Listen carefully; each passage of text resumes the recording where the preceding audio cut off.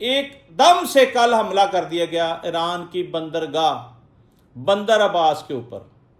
آبنائے ہرمز میں جو کشتیاں پہرے داری کر رہی تھیں یہ سارے سیٹ اپ کی، ان کے اوپر کیوں حملہ کرنا پڑا؟ ہمیں اس چیز کا پتہ تھا، عوام الناس کو نہیں پتہ تھا کہ یہ جنگ عالمی جنگ میں جانی ہی جانی ہے، جس کا ذکر مقدس کتابوں میں ہے.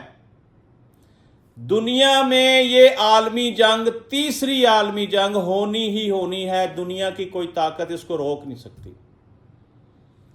اب آپ کو میں بتا دوں کہ پورے مشرق وسطیٰ میں امن کے دشمنوں نے دوبارہ جنگ کا آغاز کر دیا ہے. اب کل تو ایران نے حملہ برداشت کیا، پھر اس نے اپنی پارلیمنٹ سے گزارش کی ان رائٹنگ کہ ہمیں اجازت دی جائے، ہم نے حملے کا جواب دینا ہے، رد عمل دینا ہے. ناظرین، آپ کو یاد ہوگا ایران کی تاریخ ہے کہ ایران ہمیشہ رد عمل دیتا ہے. ایران نے ہمیشہ جوابی کارروائی کی ہے، چاہے اس کا کچھ رہے چاہے نہ رہے.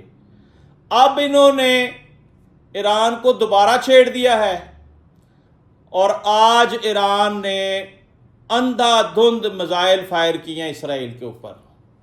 ناظرین، میں آپ کو ایک اور بات بتا دوں، خدشہ یہ بھی ظاہر کیا جا رہا ہے کہ یہ جو حملہ ہوا ہے یو اے ای کے پلیٹ فارم سے ہوا ہے، یو اے ای کی بندرگاہ سے ہوا ہے. اگر ایسا ہوا تو پھر یو اے ای کہیں بھی بچ نہیں سکتا، یو اے ای کو چھپنے کا راستہ نہیں ملے گا، کیونکہ یہود و نصارہ چاہتے ہی یہ ہیں کہ یہ مسلم ممالک آپس میں لڑیں. یو اے ای کی لڑائی ایران سے ہو، سعودی عرب کی لڑائی ایران سے ہو، پاکستان سعودی عرب کے ساتھ کھڑا ہو کے ایران کے اوپر حملہ کرے.